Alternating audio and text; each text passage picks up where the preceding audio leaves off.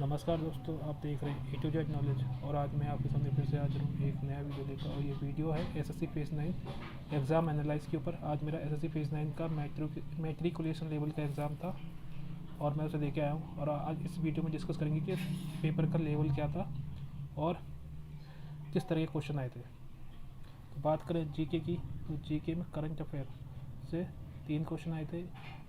एक 2020 का भी करंट अफेयर का क्वेश्चन था और बाकी 2021 के थे। हिस्ट्री से 2 क्वेश्चन आए थे, एक अकबर के ऊपर था, एक इल्तुतमिश के ऊपर था। ज्योग्राफी से एक क्वेश्चन आया था, ये इसमें पूछ लिया था कि कौन सी नदी का उद्गम स्थल पूछ लिया था। बुक एंड ऑथर से एक क्वेश्चन आया था। इंडेक्स से भी एक क्वेश्चन आया था। पॉलिटी से 2 क्वेश्चन आए थे। बायो से एक क्वेश्चन आया था। केमिस्ट्री से एक क्वेश्चन आया था। और भी थे क्वेश्चन, बस जो मेरे को याद है वो मैंने लिख दिए हैं। बस उस हिसाब से जो मेरे को याद रह गए उस हिसाब से मैंने लिख के। चलो बात करते हैं मैथ की। दोस्तों मैथ में प्रॉफिट एंड लॉस से 3 क्वेश्चन आए थे। एसआई सीआई से 3 क्वेश्चन आए थे। एवरेज से 3 क्वेश्चन आए थे, 2 से 3 क्वेश्चन आए थे। टाइम एंड डिस्टेंस से एक क्वेश्चन आया था। ट्रेन से भी एक क्वेश्चन आया था। रेशियो से 2 क्वेश्चन आए थे। अलजेब्रा से 2 क्वेश्चन आए थे। क्यूब से मतलब कि क्यूब का सरफेस एरिया निकालना था, एडवांस का सवाल था, एक क्वेश्चन आया था। नंबर सिस्टम से दो क्वेश्चन आए थे। दोस्तों मैथ, यदि मैं मैथ की बात करूँ, मैथ वाले सेक्शन की, तो मैथ काफ़ी कैलकुलेटिव थी। हम जैसे यूनिट डिजिट्स के हिसाब से ऑप्शन टिक कर देते हैं आसानी से। उसमें क्या था, ऑप्शन ऐसे दे रखे थे कि सभी की यूनिट डिजिट सेम थे और काफ़ी मतलब जो जो हमें आंसर निकालना था वो सब जो ऑप्शन थे वो काफ़ी क्लोज थे, तो पूरा ही निकालना पड़ रहा था, मतलब कि पूरा ही सॉल्व करना पड़ रहा था। तो बात करें अब रीजनिंग की। रीजनिंग ब्लड एंड रिलेशन से 2 क्वेश्चन थे। नंबर सीरीज से 3 क्वेश्चन थे। अल्फ़ाबेट से भी 4 क्वेश्चन थे। एम्बेडेड फिगर से एक सवाल था और सिटिंग अरेंजमेंट से 2 क्वेश्चन थे। मतलब कि ज़्यादातर उसमें सीरीज के क्वेश्चन ज़्यादा थे। काउंटिंग का फिगर नहीं आया था एक भी।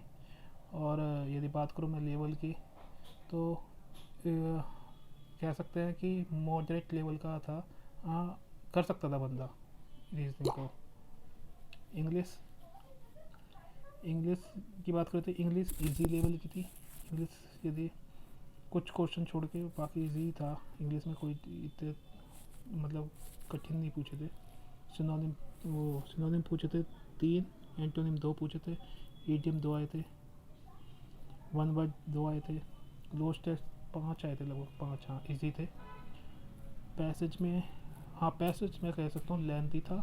उसे समझ के उसका आंसर कर, मतलब डायरेक्ट जैसे हम पढ़ते हैं कि क्वेश्चन पढ़ लेते हैं और फिर पैसेज में उस लाइन को ढूंढ के आंसर करते हैं, वैसे नहीं था कि पैसेज को पढ़ना पड़ रहा था और समझना पड़ रहा था, तब आंसर हो पा रहे थे। तो पैसेज के 5 क्वेश्चन थे।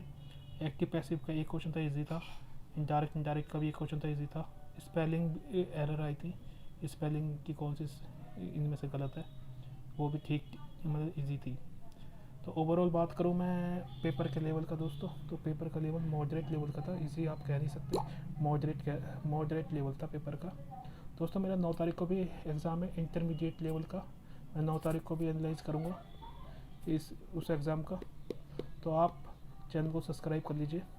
और दोस्तों सबसे बड़ी चीज़, यदि आप मैथ में profit and loss, C I S I और एवरेज को पक्का कर लेते हैं, यहीं से आपके 10 से 12 क्वेश्चन पक्के हो जाते हैं नंबर। तो और दोस्तों एग्ज़ाम से पहले एक अच्छी नींद जरूर लेना। और एग्ज़ाम से पहले जैसे बच्चे किताब लेके खड़े रहते हैं, पढ़ते रहते हैं घुसने से पहले, बिल्कुल ऐसा मत करना। एग्ज़ाम वो दिमाग को अपने आराम देना और अच्छे से एग्ज़ाम देना। जिनका भी आने वाली सेप्टेम्बर में एग्ज़ाम है उन सबके लिए ऑल द बेस्ट। मिलते हैं नेक्स्ट वीडियो में। चैनल को सब्सक्राइब जो कर लेना। Thank you guys.